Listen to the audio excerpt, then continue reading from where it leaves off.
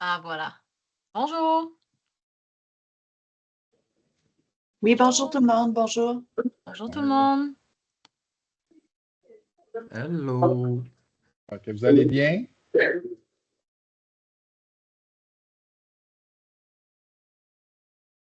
En attendant, je vais partager.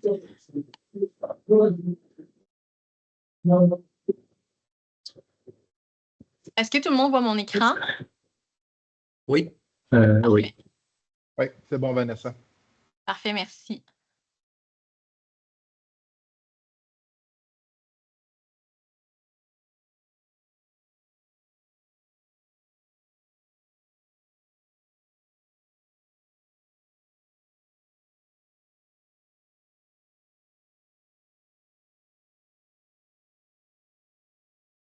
On va commencer à I31, là, juste laisser le temps aux gens d'arriver.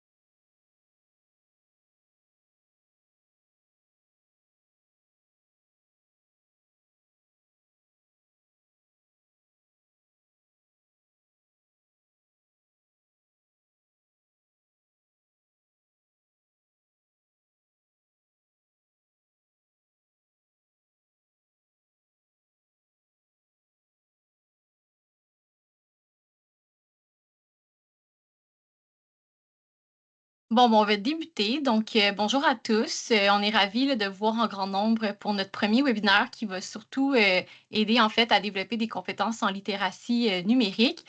Et cette première initiative là, découle des constats du pré-diagnostic réalisé par notre partenaire, la Société de demain, suite à une collecte des données auprès des CSMO.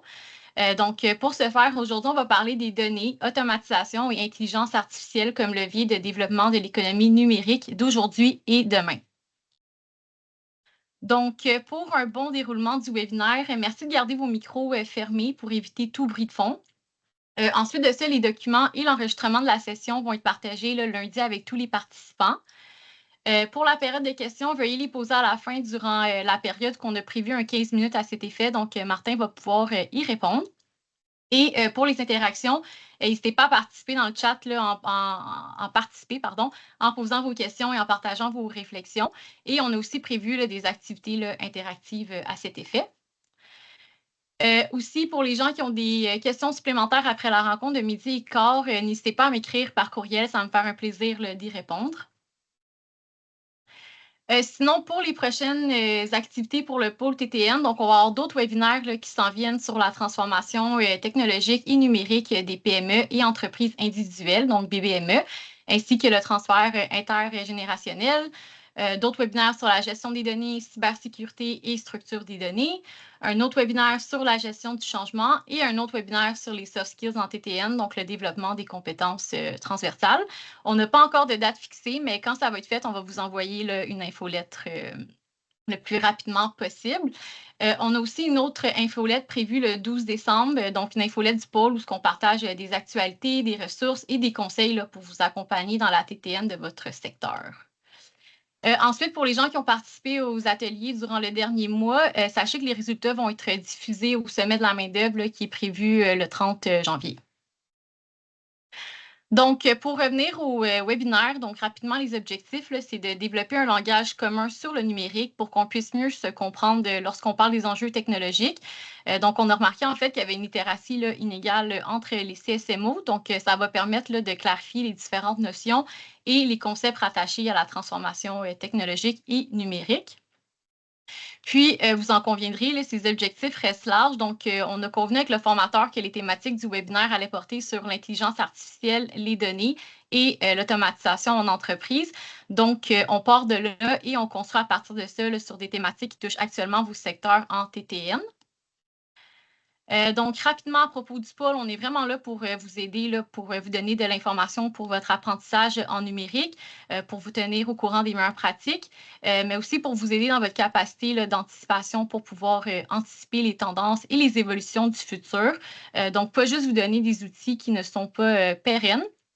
Donc, le but ultime, c'est vraiment de renforcer l'autonomie des CSMO en matière de TTN. Donc, sans plus tarder, je vais laisser Martin Bourgeois se présenter, donc directeur stratégie et technologie chez Talsum. C'est lui qui va donner le webinaire. Donc, je te laisse la parole, Martin. Merci, Vanessa. Je vais aussi projeter mon écran. Est-ce que vous voyez bien mon écran? Oui, Martin, on voit. All right, super. Ben, merci beaucoup de l'invitation aujourd'hui. Ça me fait vraiment plaisir de participer à cet atelier, qui est en fait un webinaire avec vous aujourd'hui. Je vais un peu, qui je suis, moi, pour avoir la prétention de vous donner des termes de base sur des sujets vraiment d'actualité. Moi, je suis d'abord et avant tout quelqu'un qui a une expérience concrète sur le terrain. Là, je vais me dater un peu quand je dis ça, mais j'ai plus de 25 ans d'expérience en stratégie d'affaires, en transformation numérique, en gestion de performance organisationnelle, puis bien sûr, tout ce qui a trait à l'exploitation des données, puis récemment, bien sûr, l'intelligence artificielle. Mon métier, je suis d'abord et avant tout directeur exécutif de notre firme Talsum, puis de la pratique Talsum AI. Talsum, c'est une firme de consultation qui se spécialise en accompagnement de transformation numérique pour les entreprises puis les organismes à but non lucratif. Puis je suis aussi, bien sûr, mon âme, c'est consultant, conférencier. Ce que je vais faire aujourd'hui, c'est que je vous amène surtout une expérience concrète sur le terrain parce que je pratique ce métier-là tous les jours de la façon la plus simple possible pour appuyer nos clients. Aujourd'hui, la mission est vraiment simple, c'est de vous parler de mes 3 thèmes favoris en économie numérique. Mais comme Vanessa disait tout à l'heure, c'est vraiment vous amener à approfondir un petit peu les concepts de base, puis la terminologie qui a trait à l'intelligence artificielle. Pour la majorité des gens, la majorité du commun des mortels, c'est vraiment abstrait l'intelligence artificielle. Donc, je vais vous donner quelques thèmes, quelques concepts qui vont vous aider à mieux articuler vos conversations avec vos clients. Même chose au niveau des données puis de l'automatisation. Donc, à la fin de la journée, en fait, juste avant le lunch, si je fais un bon travail aujourd'hui, vous allez être en mesure d'être vraiment plus confortable quand on parle de ces thèmes-là. Puis je vais commencer vraiment tranquillement, pas vite, puis je vais utiliser une démarche vraiment logique. Tout part, dans le fond, avec les données, puis je vais commencer, dans le fond, cette conversation-là avec vous. Comme Vanessa le disait, je ne veux juste pas vous surprendre, mais je vais avoir des petites questions quiz pour vous, là, juste pour voir si ce que je vous transmets comme information, ça fait du sens et si ce n'est pas trop complexe. On commence tranquillement pas vite, chers collègues. Donc, à la base, quand on parle de données, qu'est-ce que ça veut dire? Qu'est-ce que ça veut dire une donnée? À la base, une donnée, c'est vraiment une information brute. C'est comme un chiffre, un mot, une image. C'est vraiment une série de 0 puis de 1. Comme une brique, une donnée seule comme telle, c'est super simple. Puis en fait, ça ne veut rien dire. C'est lorsqu'on les combine avec d'autres qu'elle peut construire quelque chose de matériel pour nos partenaires, nos clients. Par exemple, le nombre de visiteurs sur un site, les commentaires d'un client ou une adresse email sont des données qui peuvent être exploitées. Ces éléments, une fois analysés et organisés, deviennent des éléments sur lesquels on peut soit prendre une décision ou développer un produit, par exemple. Donc, à la base, c'est ce que c'est une donnée en entreprise. En économie numérique, les données sont vraiment au cœur de tout ce qui est développement, avancement. Les données touchent tous les aspects d'une entreprise. Là, je suis sûr que je ne fais pas de cachette quand je vous dis ça. À partir de la prise de décision à l'innovation, puis en passant par l'expérience client. Là, je vous donne ici 3 exemples vraiment concrets. D'abord, les données nous aident à piloter avec précision. Qu'est-ce que ça veut dire? Ça veut dire que contrairement à des décideurs qui vont s'appuyer sur des intuitions ou des hypothèses, bien, les données fournissent des faits mesurables et véritables. C'est binaire, comme je vous disais tout à l'heure. Donc, 2 exemples. Avec les données, une entreprise peut prévoir quels produits seront les plus demandés pendant le temps des fêtes puis ajuster les stocks en conséquence. Un autre exemple, une entreprise qui analyse ses flux de production peut anticiper les goulots d'étranglement et ajuster ce processus pour réduire les délais ou les coûts. Ça ne peut pas se faire avec une intuition. C'est appuyé par des données.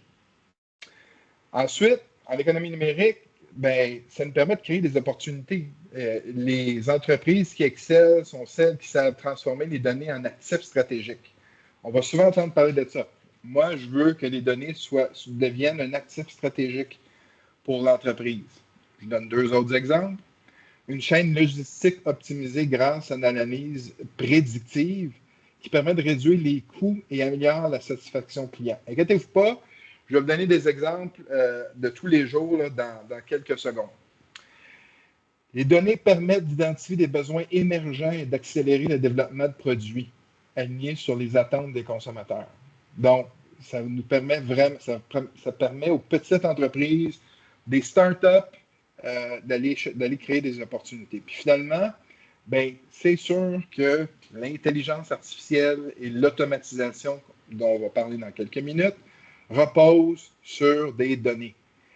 Les modèles qui analysent, qui apprennent, qui agissent, mais tout ça, ça se fait avec les bases de données. Puis des bases de données souvent en grande quantité. Fait que là, je vous donne 2 exemples encore une fois. Un robot conversationnel qui est, en termes qu'on utilise plus souvent, un chatbot, qui répond aux clients, bien, va utiliser des données pour comprendre les données, les questions et fournir des réponses pertinentes. Au même type, les outils prédictifs dans le commerce de détail permettent d'anticiper la demande et d'optimiser les inventaires. Donc, en résumé, les données ne sont pas simplement un actif parmi d'autres. Elles sont le moteur qui alimente l'innovation et la performance des entreprises en économie numérique. Quelques thèmes clés que vous allez probablement entendre parler dans vos partenariats. On va parler de science des données. C'est tout simplement, moi je fais une petite blague ici, c'est l'art et la science d'analyser les données, les décoder, les travailler pour aller en chercher des conclusions utiles. On va entendre souvent parler d'entrepôt de données, puis même aujourd'hui, on va parler de lac de données. Puis qu'est-ce que ça veut dire, ça? C'est imaginer un entrepôt virtuel géant où sont stockées toutes les données d'une entreprise. Le rôle d'un entrepôt de données et le lac de données, c'est vraiment d'aller les stocker à un endroit précis pour, par la suite, être en mesure de les exploiter. Parmi les thèmes vraiment populaires cette année-ci, vous allez peut-être entendre parler de Big Data. Big Data, ça veut dire quantité phénoménale de données nécessaires à l'analyse et l'interprétation. Puis finalement, comme je le disais tout à l'heure, ben, en intelligence artificielle, les données sont le carburant pour alimenter tous les modèles d'intelligence artificielle. C'est bien beau de parler de tout ça. Concrètement, comment on fait pour, si je vous disais tout à l'heure, ben, les données, c'est une série de 1 puis de 0. Comment les entreprises font pour exploiter les données à leur plein potentiel en économie numérique? Bien, il n'y a pas, c'est pas un secret, là. Ils suivent un processus de transformation structuré et rigoureux. Nous allons souvent parler d'un parcours de maturité de données ou d'un cycle d'exploitation de la donnée. Puis je vous mets une illustration à l'écran ici. Donc, c'est vraiment une séquence d'étapes logiques qui vont faire en sorte que, à gauche, par exemple, du diagramme, on va aller chercher les données à différentes sources. Elles vont provenir, par exemple, des outils des outils d'entreprise. Peut-être que vous avez entendu parler des CRM, par exemple. Bien, ça, c'est des outils de relation de la gestion client. Vous allez peut-être entendre parler de progiciels de gestion ou des ERP qu'on utilise dans notre jargon plus technologique. Bien, ce sont des données ils vont provenir, ça peut provenir d'un fichier Excel, ça peut provenir de photos, de courriels. Bref, les données vont provenir de plusieurs sources. Et ce qu'on doit faire à ce moment-là, c'est de passer à l'étape suivante, c'est de faire l'ingestion de ces données-là. Et fait qu'il faut trouver comment on fait entrer ces données-là dans notre système. On peut tout rassembler, ces données-là, à intervalles. Elles peuvent être en continu, un peu comme un robinet qui coule, avec un flot d'informations. Donc, c'est un processus qui nous permet d'ingérer les données dans nos systèmes. Un coup qu'on a ingéré les données, bien, il faut les stocker. Tout à l'heure, je vous parlais d'un entrepôt de données ou d'un lac de données. Bien, il faut les ranger, ces données-là. On peut les mettre dans des... Encore une fois, j'utilise une analogie sursimplifiée. On peut faire des armoires numériques, si vous voulez, des classeurs numériques, où est-ce que les données vont être vraiment stockées pour ensuite être traitées. Pensez à une usine de fabrication, c'est exactement le même principe. C'est qu'on va aller chercher de la matière première, on va la stocker, mais on va devoir la travailler pour la transformer pour que ça nous donne un produit fini. C'est le même principe avec les données. Donc, on va commencer à les traiter, on va les analyser. Puis, enfin, ce qui est vraiment important au niveau des données, c'est on décide qui peut utiliser ces données, puis comment elles doivent être gérées pour qu'elles restent utiles et fiables. C'est vraiment important ici parce que, je vous donne un exemple, vous avez une entreprise qui a de l'information confidentielle sur ses collaborateurs, ses employés, bien, vous ne voudriez pas que cette entreprise-là donne de l'information sur les salaires des collaborateurs, des employés à n'importe qui. Donc, vous devez mettre en place des règles et des processus pour s'assurer que ces données-là sont bien utilisées. Tout ça finit ultimement par être consommé. Des utilisateurs comme vous et moi peuvent utiliser ces données pour travailler plus efficacement, innover, s'adapter, puis vraiment prendre des décisions. Donc, en résumé, chaque étape a pour but de transformer des informations brutes, comme de la matière première, pour amener ça vraiment dans une série d'étapes qui vont nous permettre d'exploiter le plein potentiel des données. Vous allez entendre parler de ça, le plein potentiel des données. Ce qui m'amène, juste voir si je ne vous ai pas tous perdus, à vous poser une question, une première question quiz. Et là, on vous encourage à nous répondre à travers le chat. Basé sur ce qu'on vient de discuter, si je vous demandais comment on appelle ça, l'activité qui établit les règles du jeu dans la gestion des données? Est-ce que quelqu'un veut se risquer à me répondre? Pas tous et tout en même temps. La loi 25, OK. Gouvernance. Jules, gouvernance. Je donne une dernière chance.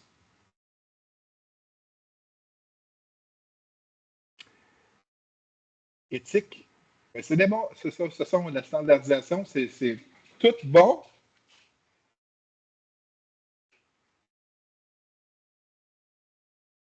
Organisation des données, super. Ah, OK, je vous donne la réponse. L'activité qui établit les règles du jeu dans la gestion des données, c'est ce qu'on appelle la gouvernance des données.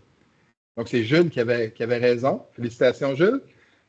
La gouvernance des données, c'est un ensemble de règles, de rôles et de processus qui permettent à une organisation de s'assurer que ces données sont fiables, bien organisées, protégées, ce n'est pas n'importe qui les utilise, et utilisées de manière appropriée.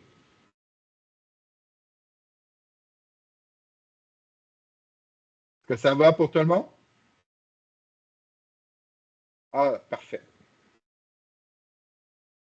Donc, vous voyez, c'est pas trop abstrait, là. Hein? On est vraiment dans le concret, ce qui nous permet, en fait, de mettre la table pour le sujet de l'heure, qui est l'intelligence artificielle. Il faut vraiment avoir été, puis là, j'ai tout le respect pour les gens qui travaillent dans les mines de charbon.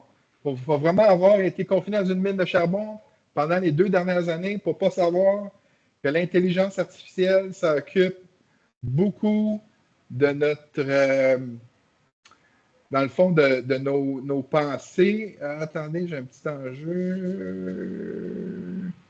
Ah non, parfait. Désolé. Enfin bref, l'intelligence artificielle, c'est vraiment un sujet d'actualité important pour plusieurs raisons. Puis, si on y va du début, si vous voulez expliquer à quelqu'un, c'est quoi ça, l'intelligence artificielle, Martin? Bien, la première chose que vous pourriez dire, c'est que l'intelligence artificielle, là, c'est vraiment la capacité des machines à apprendre, traiter l'information, appliquer des connaissances et résoudre des problèmes, tout comme les humains.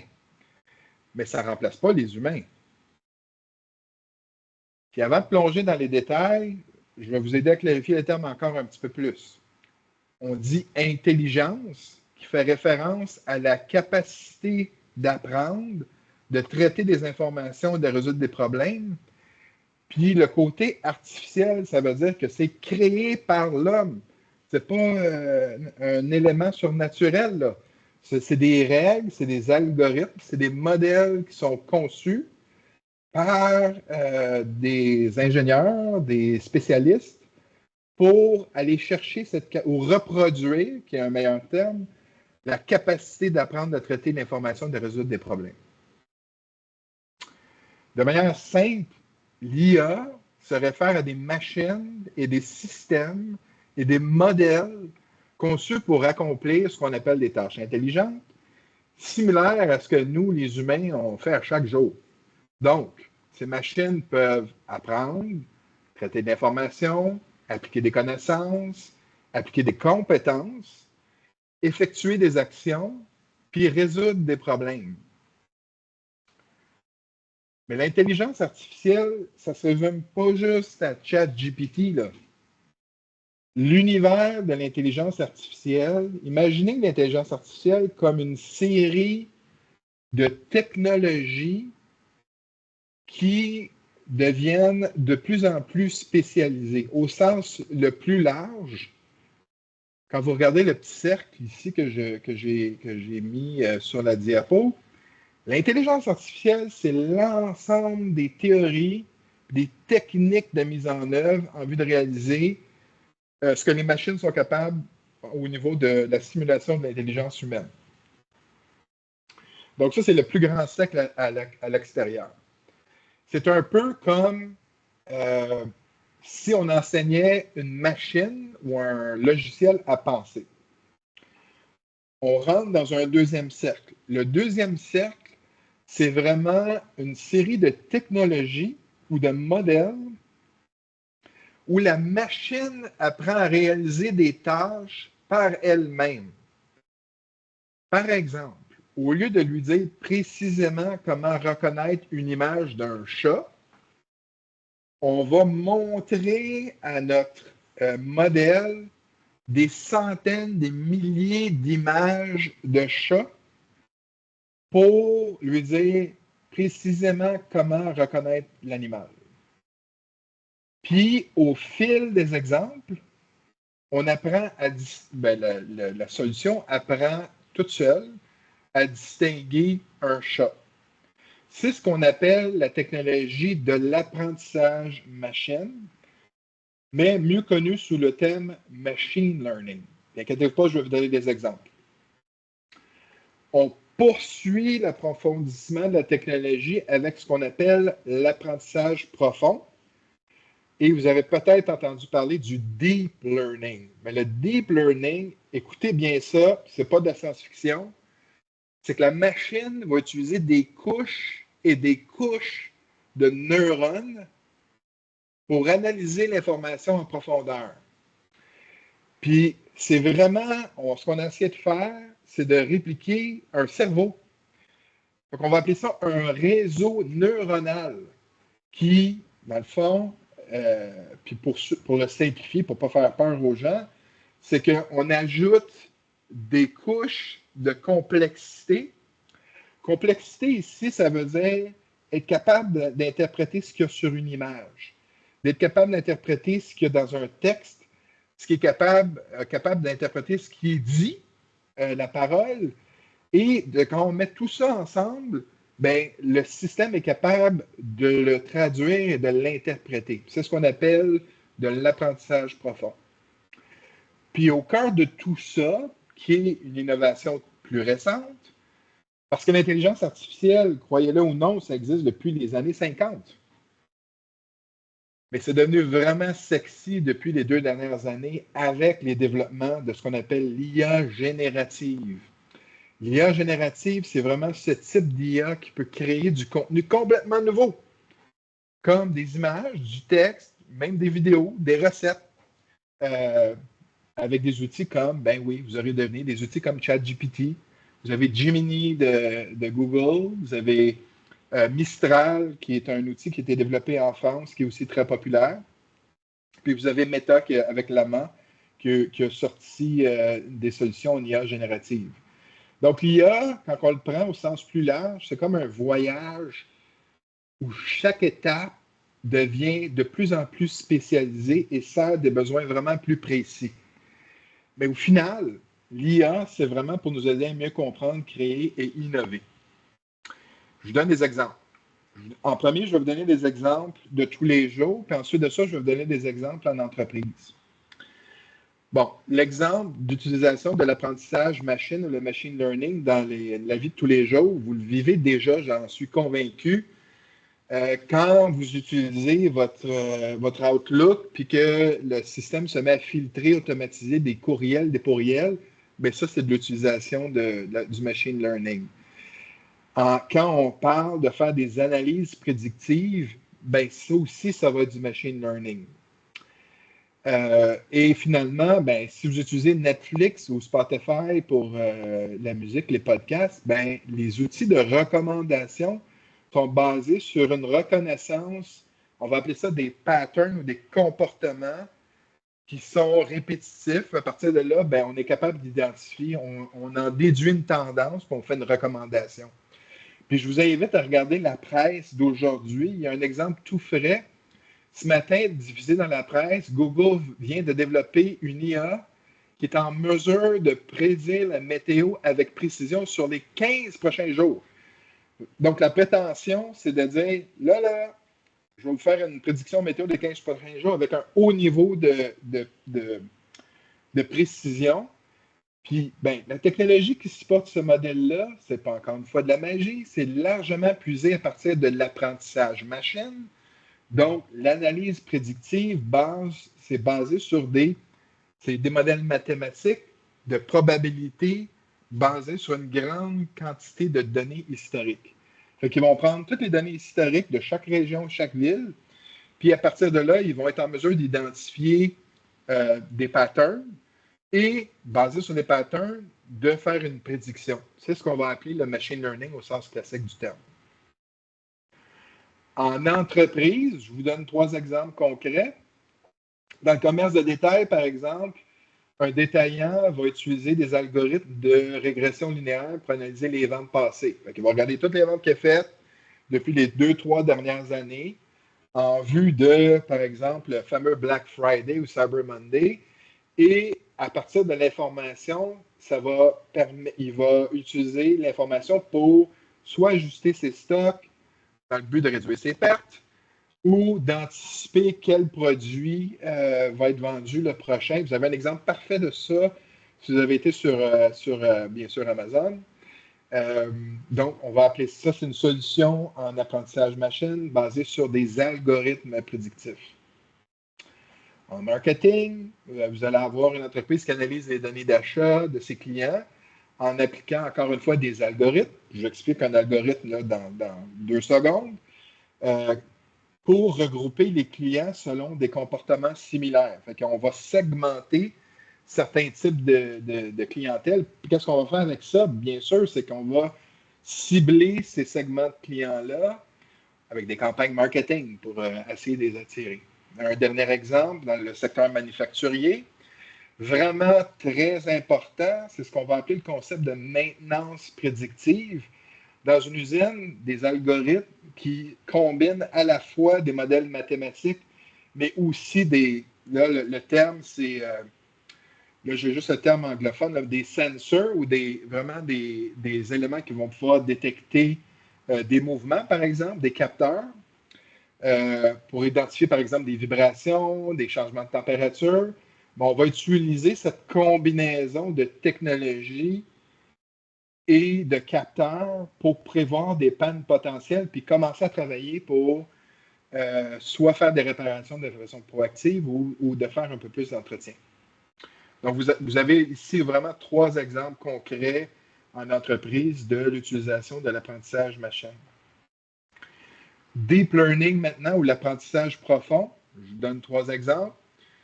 En radiologie, on utilise de plus en plus le deep learning pour être en mesure de donner des diagnostics basés sur des rayons X, par exemple. La fameuse technologie de la reconnaissance faciale que vous avez sur votre iPhone ou votre téléphone intelligent de choix, ben, c'est basé sur des modèles de deep learning qui combinent à la fois reconnaissance visuelle et d'autres technologies. Puis la fameuse série de Apple, ben, la reconnaissance de la voix, ben, c'est appuyé par des technologies de deep learning ou d'apprentissage profond. En apprentissage profond, en entreprise, encore une fois, très utilisé aujourd'hui. En fabrication, par exemple, on va utiliser des réseaux de neurones, des réseaux neuronales, pour inspecter les produits finis sur une chaîne de production et d'être capable de détecter certains défauts, des fissures, des imperfections. Donc, en ayant ce système de repérage en place, bien, ça permet à une usine, par exemple, de repérer vraiment des micro-fissures, puis invisibles à l'œil humain, puis vraiment les éliminer de la chaîne de montage lorsque c'est requis. Moi, on a déjà eu un client qui se spécialise dans la transformation agroalimentaire, puis l'objectif, c'est vraiment d'identifier les aliments qui sont non conformes ou avec des imperfections pour vraiment pas que ça se rende à la consommation. Au niveau du service, vous avez sûrement subi des modèles de traitement du langage naturel basés sur des réseaux neuronaux. Par exemple, lorsqu'on fait une interaction avec une banque pour avoir son solde bancaire et le système vocal donne immédiatement la réponse sans intervention humaine, c'est un exemple d'apprentissage profond. Un dernier, en TI, en cybersécurité plus précisément, ben, un réseau informatique d'entreprise utilise beaucoup de détecteurs virtuels pour identifier des activités anormales ou suspectes comme des connexions inhabituelles ou des transferts de données à haut risque. Donc, grâce à l'apprentissage profond, ben, on est en mesure de repousser ces cyberattaques potentielles. J'arrive maintenant à vous aider à démystifier le fameux ChatGPT ou l'IA générative. L'IA générative, comme celle utilisée par ChatGPT, c'est vraiment un outil puissant pour répondre à des questions et générer du contenu. On va regarder ça d'un peu plus près. Tout commence, là, dans ce que je vous montre à l'écran, il faut commencer à gauche, bien sûr. Tout commence par ce qu'on appelle une requête ou, dans le jargon, un prompt. C'est quoi un prompt? C'est ce que vous donnez à l'IA comme input ou comme commande. Une question, vous pouvez lui mettre, ça peut être une phrase, ça peut être une commande. Imaginez que vous parlez à un assistant et que vous lui dites ce dont vous avez besoin. Ce prompt ou cette requête devient le point de départ pour que l'IA puisse réfléchir à sa réponse.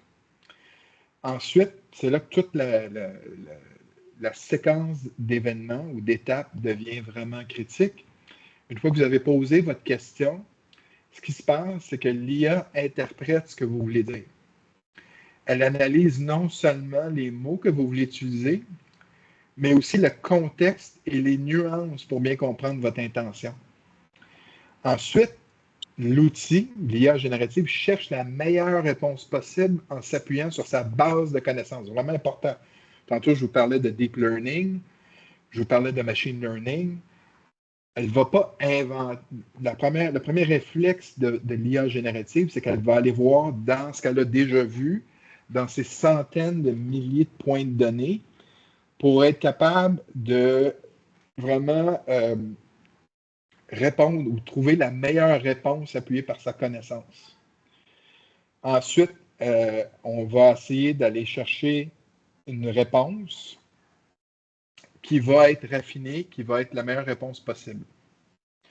Tout ça est possible grâce à un ensemble de règles, d'instructions ou d'étapes logiques que les machines suivent pour résoudre un problème spécifique. C'est ce qu'on va appeler un algorithme. Tout ça est fait à partir de données ou accomplir une tâche de manière autonome. Il n'y a pas de magie là-dedans. Vous allez souvent entendre parler de ce qu'on appelle un modèle de LLM. Qu'est-ce que ça veut dire sur un modèle LLM?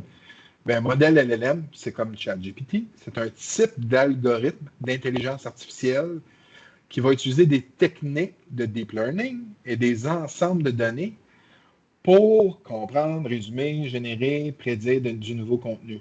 Le terme IA générative est également étroitement lié à ce qu'on appelle vraiment les Large Language Model. Il y a juste un terme anglophone pour l'acronyme LLM, qui sont en réalité un type d'IA générative spécifiquement conçu pour aider à générer du contenu textuel. C'est vraiment ce qui est étroitement relié à l'IA générative. Pour en terminer avec, pas pour péter votre ballon, c'était pas de la magie, ChatGPT, qu'est-ce que ça veut dire? ChatGPT, dans le fond, c'est chat pour converser avec les utilisateurs, generative pour générer des réponses basées sur les questions posées, pre-trained parce que ça veut dire formé sur des vastes ensembles, préformé sur des vastes ensembles de données, puis transformer, ChatGPT, c'est un type d'architecture de réseau neuronal adapté au traitement du texte. Je prends une petite pause pour vous poser une petite question quiz pour voir si je ne vous ai pas endormi. Si je vous pose la question, quel type d'intelligence artificielle est relié à l'exploitation de ChatGPT? Vous allez me répondre.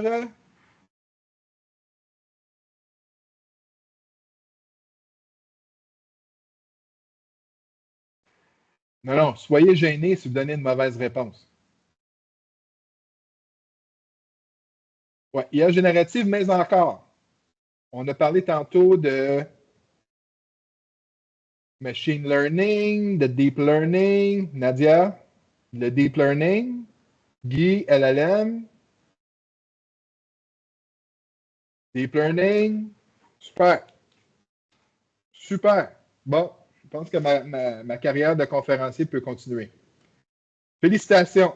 C'est exactement ça. Ben, c'est en fait une question piège. C'est effectivement à la base du deep learning ou de l'apprentissage profond, mais c'est aussi, Guy, bonne réponse, un modèle LLM. Bravo. Bravo, bravo. D'accord. Alors, je poursuis. Tout ça nous amène, je vais juste regarder dans le temps, l'automatisation. S'il y a un concept qui est vraiment abstrait pour la plupart des gens aujourd'hui, c'est le concept d'automatisation. Imaginez un instant l'automatisation où chaque matin, votre café est préparé automatiquement, votre agenda est mis à jour sans effort et vos emails sont triés avant même que vous ne les lisiez. Est-ce que ça ressemble à de la science-fiction? Ben non! L'automatisation, on l'utilise à tous les jours. L'automatisation, c'est partout autour de nous, souvent sans qu'on s'en rende compte. L'automatisation transforme la manière dont nous vivons, travaillons dans un monde professionnel aujourd'hui. Elle est vraiment devenue incontournable pour rester compétitif et efficace. Mais qu'est-ce que c'est exactement? Puis comment on fait la différence entre l'automatisation et l'intelligence artificielle? Encore une fois, à la base, l'automatisation, en termes simples, c'est vraiment le processus par lequel des tâches, les termes sont importants, des tâches ou des opérations sont effectuées avec un minimum d'intervention humaine, souvent grâce à des machines, des logiciels, des systèmes. Ce ne sont pas des systèmes autonomes. Ils ne pensent pas tout seuls. Il faut donner des commandes. Il faut leur donner une séquence d'étapes, par exemple. Automatisation et intelligence artificielle sont vraiment deux concepts liés, puis je vais vous mêler dans 2 minutes avec ça, mais c'est vraiment très différent. Fait que je vous invite, on va les regarder côte à côte. Au niveau, si on compare automatisation et IA, au niveau de la fonctionnalité, l'automatisation suit des instructions fixes et préprogrammées. Tandis que l'IA, je l'ai dit tantôt, l'IA apprend et s'adapte en fonction de l'information qu'on lui donne. Apprentissage, l'automatisation n'apprend rien.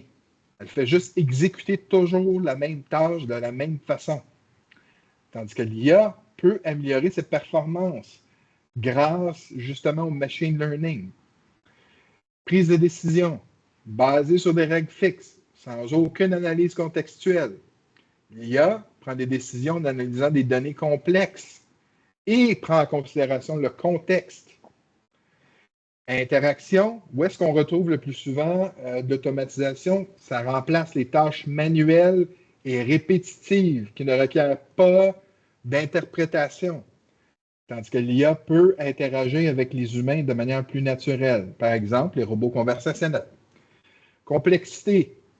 Automatisation, moins complexe. C'est plus facile à mettre en œuvre et à comprendre. Tandis que l'IA, c'est compliqué.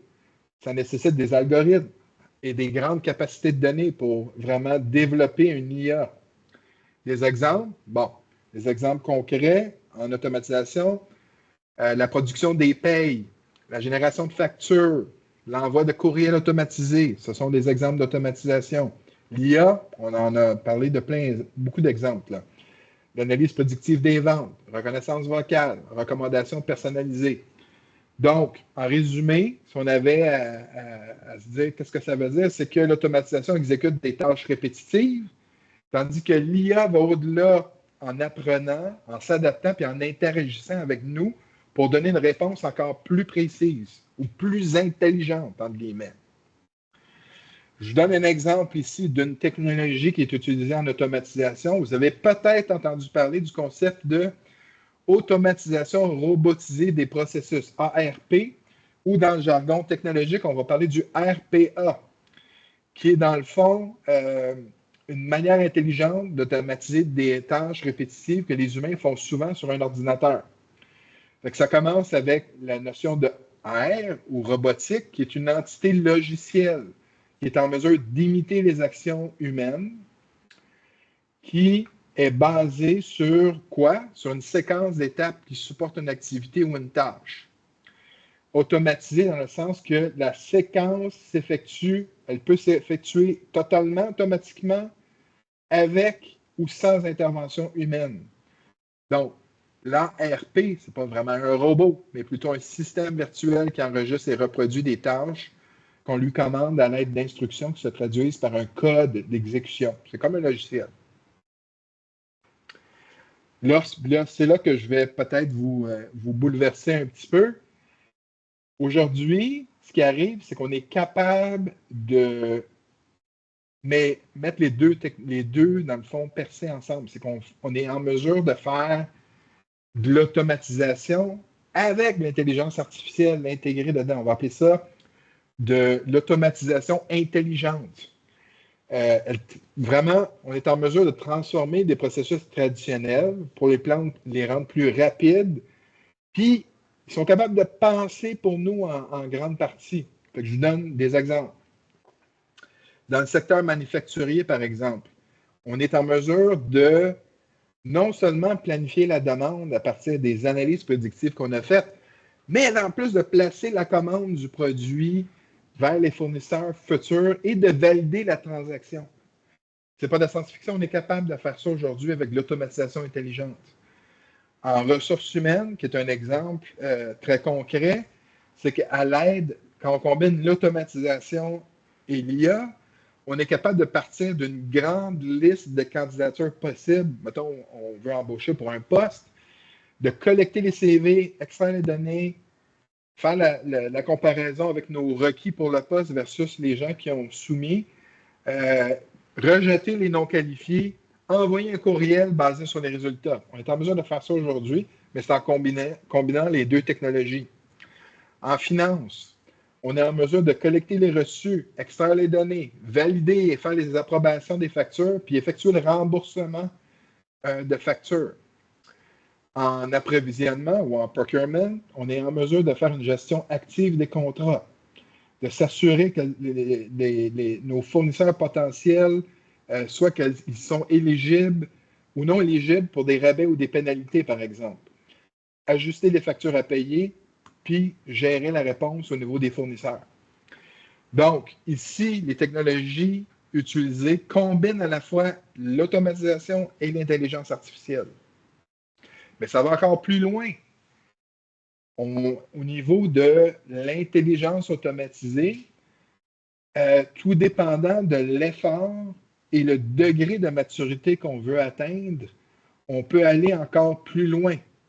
Donc, à gauche, on parle du fameux processus d'automatisation des processus de façon robotisée, où il y a peu ou pas d'intervention, mais on peut par la suite commencer à simplifier des processus un peu plus complexes en combinant les technologies, pour par la suite adresser des processus encore plus complexes de façon encore plus autonome, qui fait émerger des programmes vraiment 100% autonomes qui sont gouvernés par une intelligence artificielle, qui nous amène ultimement à ce qu'on appelle le concept que vous allez peut-être entendre parler prochainement, ou peut-être déjà entendu parler, de l'hyper-automatisation, qui utilise les technologies avancées de l'IA et de minage de données afin d'analyser, optimiser, puis automatiser tous les processus d'une fonction en continu. Pensez aux entrepôts de Amazon. Ils sont vraiment dans une étape d'hyper-automatisation assez avancée où la plupart des étapes sont faites sans l'intervention humaine. Ma dernière question pour vous aujourd'hui. Selon vous, est-ce que, basé sur ce que je viens de vous présenter, est-ce que c'est possible de faire de l'automatisation sans l'IA?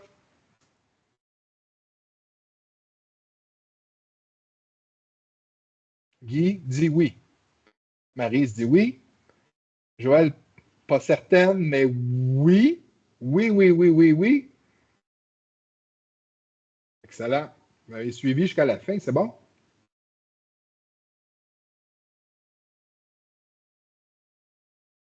Oh, excusez-moi, je suis allé trop vite.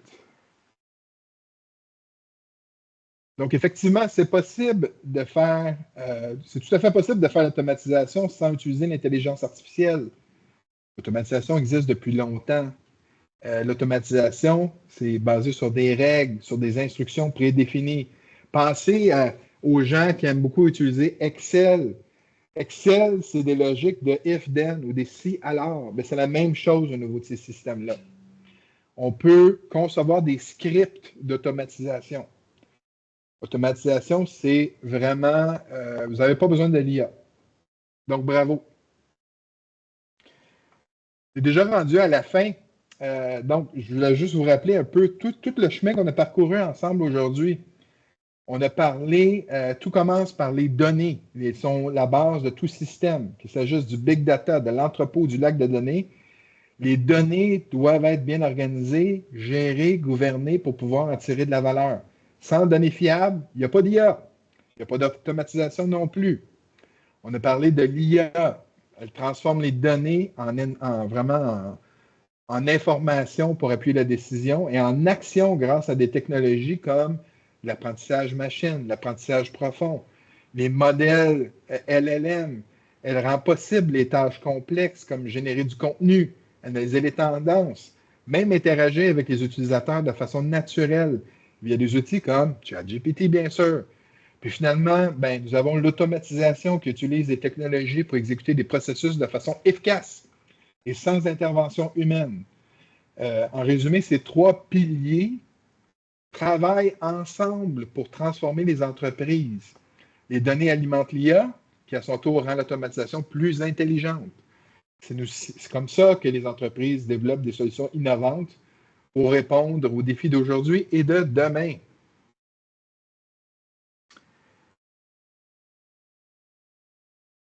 Merci. Merci beaucoup, Martin. Je suis convaincue là, que ce webinaire a permis d'éclairer les participants sur les notions fondamentales du numérique. Donc, je vais laisser la période de questions ouverte. N'hésitez pas à poser vos questions à Martin pendant qu'il est présent avec nous. Surtout, ne soyez pas gênés.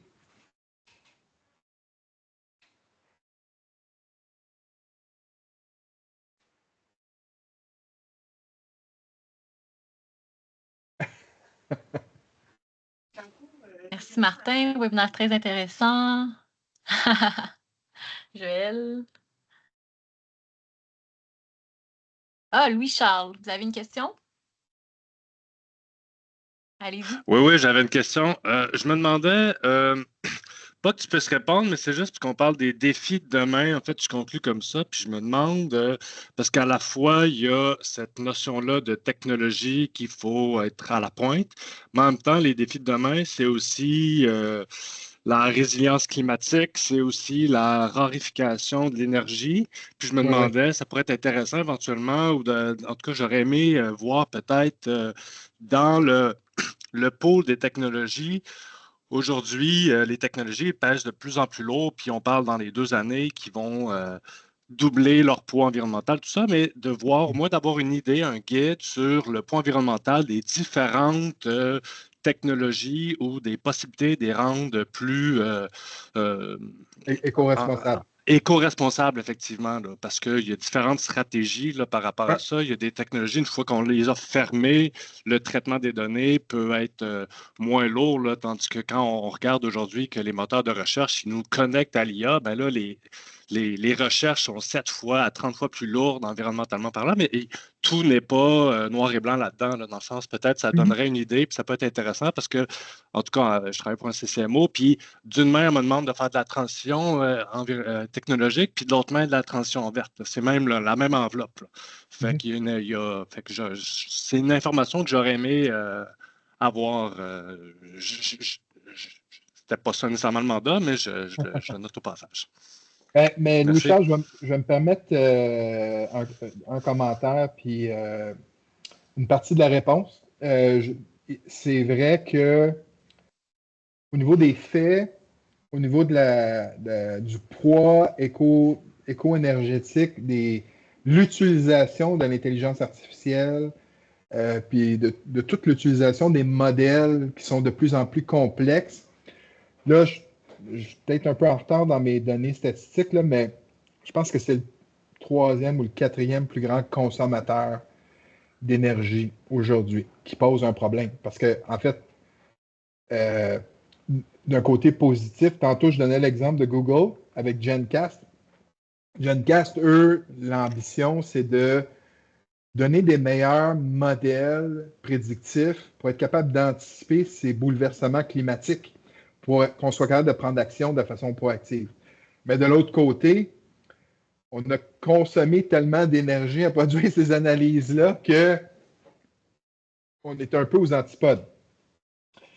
Tout ce que je peux dire par rapport à ça, Louis-Charles, c'est qu'il y a beaucoup d'organisations qui s'y penchent pour trouver vraiment là, que l'utilisation des algorithmes consomme de moins en moins d'énergie.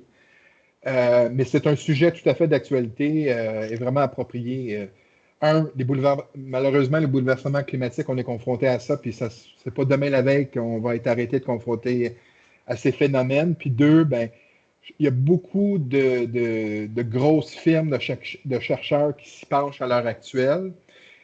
Je ne peux pas prétendre que j'ai une solution, Louis-Charles, mais effectivement, c'est effectivement un débat très d'actualité qu'il faut trouver une solution parce que on ne pourra pas consommer des GPUs de façon exponentielle à l'infini parce qu'à un moment donné, ça va avoir un effet trop néfaste sur notre empreinte énergétique. Donc, super bon commentaire, j'ai une réponse partielle. C'est qu'on s'y penche, on va essayer de trouver des façons d'exploiter nos systèmes de façon plus éco-responsable, mais la solution n'est pas encore tout à fait... on n'a pas craqué le code, comme on dit en anglais. Non, tout à fait, mais même une de mes préoccupations aussi, c'est de dire si l'énergie se met à coûter plus cher, ce qui est inévitable. En plus, même dans un scénario où on se dit on continue d'utiliser les énergies fossiles, mais même dans une raréfication, des entreprises qui ont fait des transitions de technologie qui dépendent d'une facture énergétique abordable, si soudainement la facture énergétique se met à même doubler, mettons, là, ou peu importe le chiffre qu'on met, ben, ma question est quelle est la résilience de ces organisations-là qui ont implanté des processus technologiques de traitement des données ou d'automatisation, d'entretien des... Puis sans parler des microchips qui sont faits à Taïwan, machin, puis que là, si la Chine, des chaînes d'approvisionnement, machin, mais c'est plus la résilience par rapport à des organisations. Est-ce qu'elles se retrouvent enchaînées ou dans le panel des technologies, lesquelles font en sorte qu'une organisation a le plus de capacité de s'adapter en fonction des données de demain qui peuvent être dans toutes sortes de directions. C'est plus ça parce qu'il y a beaucoup de modèles d'affaires maintenant qui rendent les sociétés liées avec des fournisseurs, des modèles d'affaires d'entretien qui sont externalisés, donc qui se mettent aussi à être enchaînés à toutes sortes de modèles là, qui fait que la résilience est complexe, là, en fait. Effectivement. Merci. Merci, Louis. J'ai une question dans le chat. Quelles seraient les compétences de base pour une main-d'œuvre qui devient de plus en plus confrontée à appliquer des nouvelles technologies en contexte de transformation numérique? Ça, Vanessa, c'est un sujet pour un prochain webinaire, c'est sûr et certain. Ben, compétences de base, je vous dirais, sans trop rentrer dans la sursimplification, c'est important d'être curieux, d'être ouvert aux différentes méthodes. Je pense que c'est important de commencer à s'intéresser à des outils comme l'IA générative, parce que, l'IA générative, c'est immanquable, qu'on le veuille ou non. On est vraiment au début de cette technologie-là, puis la plupart des chercheurs ou des spécialistes nous disent c'est la pointe de l'iceberg. Donc, moi, je dirais, compétences de base, il faut vraiment, en organisation, en entreprise, être curieux, puis de s'intéresser à ce type de technologie-là. C'est sûr que demain matin, si les gens ne sont pas à l'aise avec l'utilisation de modèles mathématiques, parce que ce n'est pas donné à tout le monde, puis ça ne veut pas dire qu'on va demander aux gens à commencer à coder des algorithmes, là, mais un intérêt pour, je vous dirais, tantôt, Louis-Charles, tu parlais de résilience climatique. Je pense qu'on est à une ère où il faut commencer à développer un niveau de résilience versus les technologies, de la façon qu'on fait notre travail aujourd'hui. Il ne faut pas avoir peur de l'IA, à mon avis. L'IA ne prendra pas nos jobs. Par contre, l'IA, les gens qui vont être, vous avez sûrement vu ce commentaire-là passer, si quelqu'un utilise l'IA pour faciliter son travail ou le faire différemment ou accélérer les tâches, ben, ça se peut que cette personne-là a un avantage sur une autre personne qui a aucun intérêt ou qui refuse d'utiliser l'intelligence artificielle. Mais je suis sérieux quand je dis les compétences de base, il y a vraiment c'est un beau sujet à approfondir parce qu'il y a des compétences au niveau de l'intelligence émotionnelle. Ce qu'on va demander à nos gens, c'est là, on est habitué d'interagir avec des humains, mais dans le futur, on va probablement leur demander d'être capable d'interagir avec des machines et des humains. Donc là, au niveau de l'intelligence émotionnelle, ça veut dire quoi? Autant au niveau des compétences techniques que des compétences de gestion. Il y a beaucoup de choses qui nous attendent à ce niveau-là. Ouverture, intérêt, curiosité, exactement. Merci. Merci Annie pour votre question. Il reste 2 minutes avant la fin du webinaire. Je ne sais pas si quelqu'un d'autre a une autre question.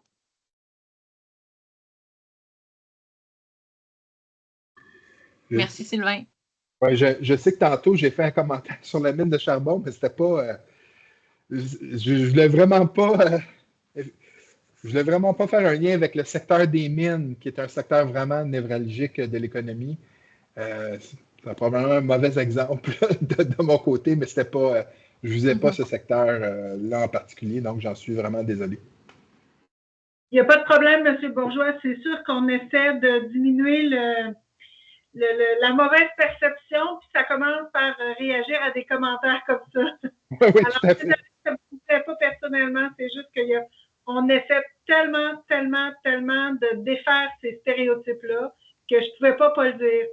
Désolée. Non, vous avez bien fait. D'ailleurs, on a un client avec qui on travaille qui est dans le secteur minier, qui vraiment est passé aux nouvelles très récemment, vraiment tout un processus qui est presque 100% automatisé, autonome, qui est vraiment à la fine pointe de la technologie. Donc, non, merci de m'avoir ramené là. C'est un secteur hyper techno. Alors, je vous laisse là-dessus. Bonne journée, merci. Merci. Merci. Ben, bonne journée à tous. Puis merci encore pour votre participation. Merci beaucoup, Martin. Merci beaucoup, Martin. Bonne journée, tout le monde. Au revoir, bonne journée. Au revoir. Merci. Bonne journée.